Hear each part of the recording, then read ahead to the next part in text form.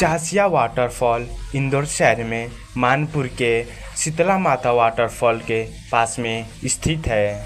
शीतला माता वाटरफॉल के पास में दो दो झरने भी देखने को मिल जाते हैं, जिनका नाम भी अलग अलग देखने को और जानने को भी मिलता है। हरे भरे इन पहाड़ियों के साथ में ये झरने काफ़ी खूबसूरत नज़र आते हैं। आज के इस ब्लॉग में इंदौर शहर के कुछ माने जाने वाले झरने को एक्सप्लोर करने वाले हैं। चासिया वाटरफॉल विजिट करने के बाद आप कौन कौन सी जगह पर घूम सकते हैं, ऐसी संपूर्ण जानकारी देने वाले हैं, तो इस वीडियो को पूरा जरूर देखना।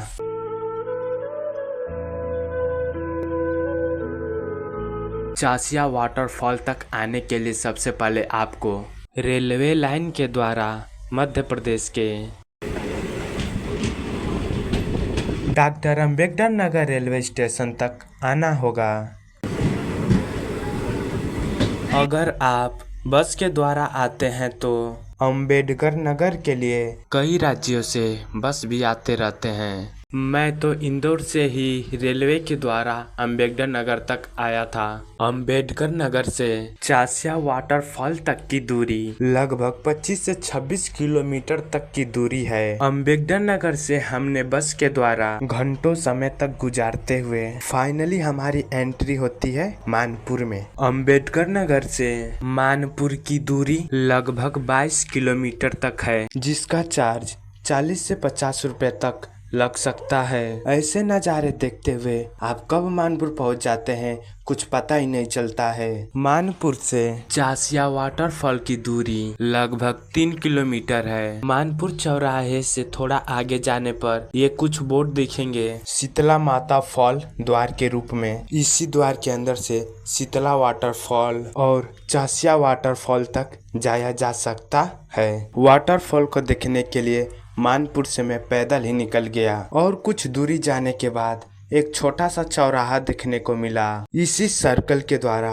हमारे राइट साइड के रास्ते से वाटरफॉल के लिए जाना है। यहाँ से शीतला माता वाटरफॉल 3 किलोमीटर की दूरी पर स्थित है और नीचे वाले रास्ते से आगे को जाना है। मैं भी इस बोर्ड के हिसाब से वाटरफॉल के लिए आगे को बढ़ गया और इन छोटे छोटे गाँवों की नज़ारे को देखते हुए फाइनली मैं पहुंचा शीतला माता झरने की दूसरी बोर्ड पर। यहाँ से माता झरने की दूरी शेष 2 किलोमीटर रह गई थी। यहाँ आने के बाद पता चला कि शीतला माता वाटरफॉल बारिश होने के कारण से बंद पड़ा हुआ है। ये सुनकर बहुत ही बुरा लगा, क्योंकि ज़्यादातर इसी को देखने के लिए मैं आया था। लेकिन यहाँ के ग्रामवासियों ने बताया कि इस सामने वाले रास्ते से आगे जाने पर दो दो झरने एक साथ में देखने को नजर आएंगे। इस बोट के पास से चासिया झरने तक की दूरी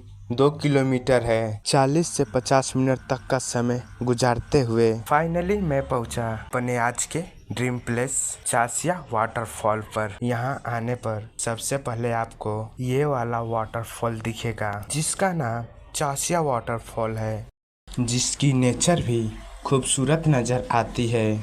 चासिया वाटरफॉल विजिट करने के बाद थोड़ी दूरी आगे चलने पर आप पहुंच जाते हैं दूसरी वाटरफॉल गुरु वाटरफॉल पर। इन पहाड़ियों और घाटियों के साथ में ये झरने काफ़ी खूबसूरत नज़र देखने को आते हैं। गुरु वाटरफॉल को विजिट करने के बाद मैं निकल पड़ा मानपुर की माता आशापूर्णा की मंदिर को एक्सप्लोर करने के लिए। माता आशापूर्णा मंदिर एक पहाड़ी पर स्थित है और उसी सर्कल से इस वाले रास्ते से आगे को जाना है। सर्कल से मंदिर की दूरी लगभग 2 किलोमीटर है। माता की दर्शन करने के लिए सर्कल से मैं पैदल ही निकल गया। रास्ते में जाते वक्त सबसे पहले आपको ये गेट दिखेगा, इसी द्वार से एंट्री भी करना है। कुछ दूरी तय करने के बाद हम पहुंच जाते हैं मानपुर के जवाहर नवोदय विद्यालय में 5 से 10 मिनट गुजारते हुए मैं पहुंचता हूं माता की एंट्री द्वार पे, जहां से सीढ़ियों के द्वारा ऊपर को जाना था और नीचे से माता की दरबार की व्यू कुछ ऐसी दिखती है। 200 से 250 तक की सीढ़ियाँ चढ़ने के बाद फाइनली हमारी दर्शन होती है माता आशापूर्णा जी की। आशापूर्णा मंदिर के पास में एक छोटा सा मुक्तेश्वर महादेव की मंदिर भी स्थित है, तो इनका भी दर्शन करना मत भूलिएगा। जय माँ आशापूर्णा। आरती दुर्गा जी की।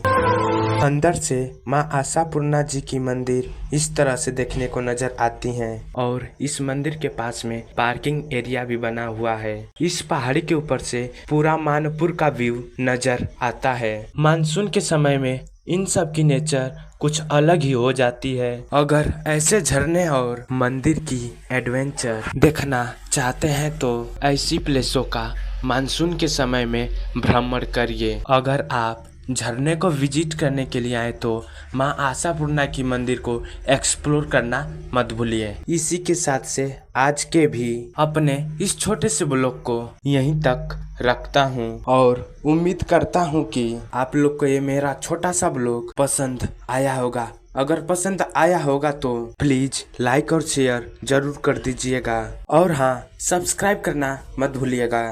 फिर मिलते हैं जल्द ही नए ब्लॉग में।